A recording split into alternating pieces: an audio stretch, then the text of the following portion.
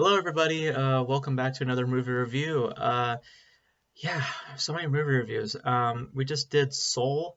So now we are doing the other film that came out today on Christmas Day, and that is Wonder Woman 1984, the sequel to Wonder Woman, of course, and it is the first of the HBO Max plan that's happening. So we're gonna talk about it in the next few days about how how the results are looking, and as we addressed previously on this channel, not looking too great, but we'll see what happens here in the US.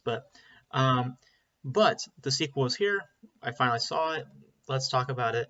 Non-spoiler review, obviously. I won't be talking spoilers. I don't really do a spoiler review of any kind. I just don't really do that often. I don't really feel like doing it for this particular movie either. But um, really, the spoilers are the mid-credit scene, and then one element that if you've not watched marketing at all, that's yeah. But beyond that though, let's get into the review. So Wonder Woman 1984, of course, is the sequel to Wonder Woman, and now it takes place, as the title suggests, in the 80s. Diane Prince is now trying to find her footing and trying to find comfort in her new form of living, which is she is pretty much on her own. Because spoilers, if you've not seen the original, the Steve Trevor, of course, gave his life to save Diana Prince, and now Diana is on her own as this vigilante of sorts. People don't really know who Wonder Woman is at this time, and um, of course, some new baddies come in, and obviously she has to take them on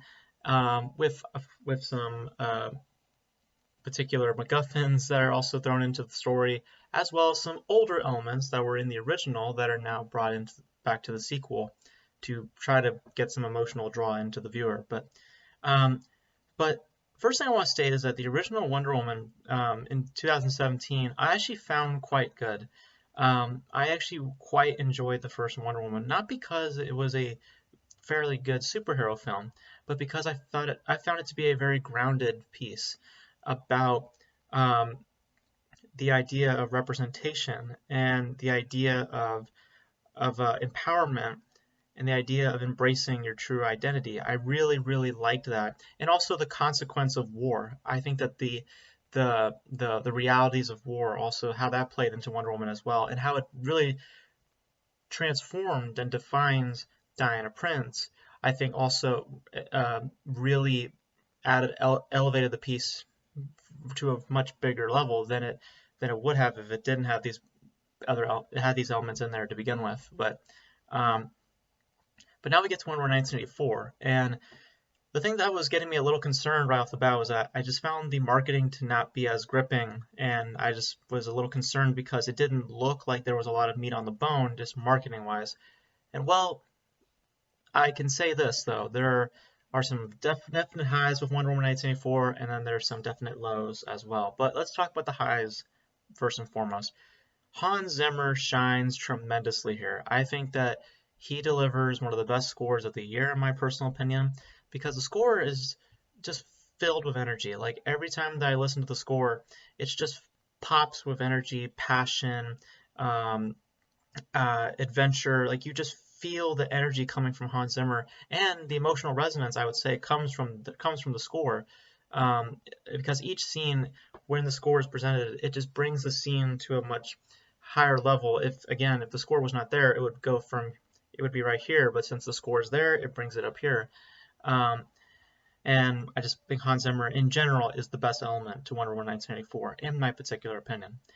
The colors and the palettes pop off the screen. They pop. I mean, each scene it's either bright green, bright blue, bright red. I mean, the colors just pop on the screen, and they're a feast for the eyes. They're really, really nice to look at as well. They're not just like saturated and you're just annoyed with them. Like they actually work quite well in the setting.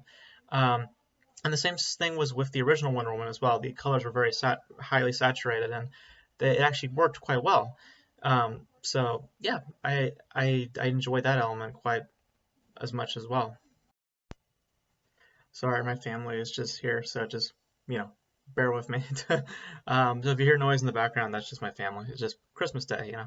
But anyways, but yeah, like the colors, yeah, they pop on screen quite well, and I think that it never annoyed me as well when I was watching the visuals on screen. Now let's talk about the villains, because I think that the villains, in my particular opinion, were my favorite on-screen elements.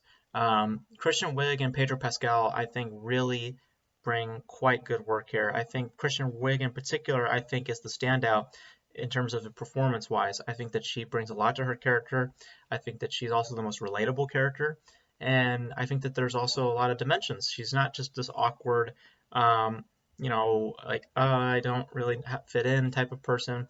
Like, she's also someone who's um, quite greedy and quite um, has more ugly and more uglier intentions um, underneath um, than even she realizes. Because once stuff happens to her, her true self comes to fruition, comes into the forefront, and we see how more villainous she really is, while also being sympathetic to her at the same time. And I think Kristen Wiig brings that quite well in the film. Same can be said for Pedro Pascal. I also see that as the same sentiments given to Pedro Pascal as well. Um, because the whole thing about the film is that the real thematic concept and messaging of the film is this idea of greed and this idea um, of wanting something, but you can't have it because there are certain consequences to getting such thing. And basically pursuing your desires.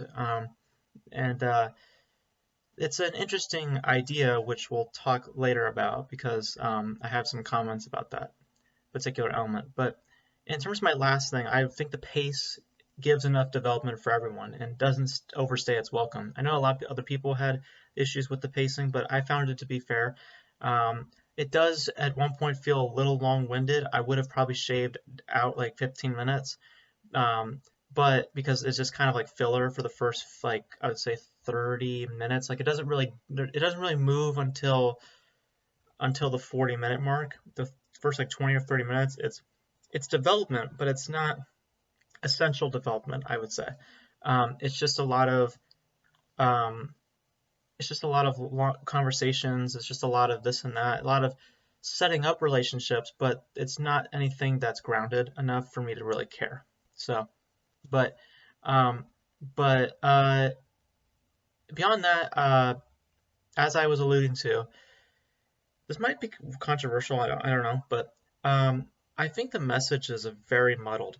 I'm just going to get right into my negatives. I think the message is very muddled because, as I had just mentioned, the message of the film is about this idea of greed and this idea of chasing your own desires, and how what's going too far. And I think that idea, for the most part, how it was being presented in Wonder Woman 1984 worked quite well. And I think that I was agreeing with such ideas. My issue was at the end with how they took this message a step further. A particular scene with Gal Gadot and Pedro Pascal towards the end, as you may expect, these two characters would confront each other at some point. Um, it's they tried to expand this message to basically the whole world, and I don't think it works. I think that it comes off more sappy than serious, and it just feels a little forced as well. And I don't really agree with the idea as well with what they're trying to represent with greed and how it applies to the whole world. I just didn't like the idea of how they were representing it, and ultimately what they're trying to say in that particular moment. I just wasn't as gripped or as invested, or, as I just said, really agreeing. So, so that's my first problem. Was I think the message is very just muddled and doesn't really have a clear sense as to what it's really about, and really has uh, intentions that I just don't really agree with in certain regards. The other problem I have with the film is, I think, narratively speaking, there's choices that it makes that just didn't sit well with me. Certain moments needed better timing than others. Like, there's a pivotal moment, an important moment between Diana and a particular character, um, and this moment is kind of just brushed off. It just kind of happens, and then we move on. And I did not like that. I really wanted these particular moments to be our central focus, not the other elements, because the new elements, while as I mentioned, the villains are my favorite parts on screen, they're my favorite parts because of just those, because as just singular characters. The point of Wonder Woman 1984 is not just to see Cheetah and Pedro Pascal's character.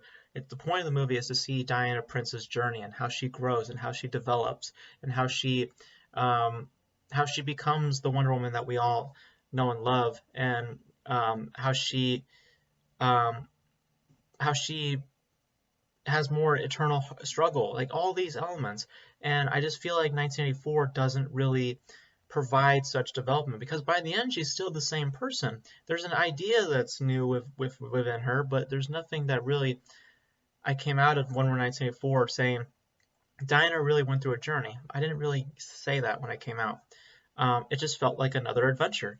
And I wish that wasn't the case with Wonder Woman 1984. And I wish that those particular moments were much more centralized than others, because the ones that we were all centralized on, as I just stated, the messaging in those particular moments I felt were very, very muddled, but the other scenes here are crystal clear and they have much more emotional impact, but we don't have enough time or focus or care to really watch these moments play out, at least in terms of how it's being, at least until how the film's talking to me, because the film is saying, I want to talk about these scenes, not really these scenes over here. Meanwhile, I'm saying, no, I want to see these scenes over here. I want to see how this affects Diana. I don't really have much care to see about Pedro making his next move. I don't really care about that all that much. Even though I like Pedro Pascal as a character, I'm not as motivated to see him keep moving forward with his plan as I am with Diana Prince moving along with her journey, if that makes any sense. And I wish the film focused more on her journey than anything else as a character. And I also, just a small thing, I think that the gimmick, or the MacGuffin in the film, I thought was kind of weird. And also, I won't spoil anything, but the way that it is used to bring older elements back into this film, I thought was a little weird and a little, I wouldn't say stupid, but just a little easy. um, and it's apparent that however this element was going to be brought into Wonder Woman 1984, it was going to come off as weird. It was going to come off as weird. It was going to come off as stupid. It was going to come off as just, it wasn't going to work. Which is why I kind of argue, why is this element in here? I mean, I was happy to see this element in here, but my whole thought process was, why is it here? And I I understand the purpose of it, but I just, when this element was presented, I was like, that's kind of weird, and the explanation for it is also kind of weird as well. But I understand it helps plays the thematic concept, it helps plays towards Diana's journey, but my issue is that I didn't feel that. I didn't feel that it made a huge impact on her. I didn't feel as I did for Kristen Wiig or Pedro Pascal's characters, because the film is much more focused on those characters, I would argue, than Diana Prince. And I wish it was reversed. But, but for what elements do work, and actually I'll say even more, for what elements shine quite well in the film, Hans Zimmer especially, some of the choices that the film makes, in my opinion, creates a narrative that doesn't satisfy as well as it should, and presents a message that I believe isn't as universal or as impactful as its predecessor, unfortunately. However, beyond that, there's still a fun and exciting adventure to be had here. It's just unfortunate that it doesn't hit the highs that the original hit so well.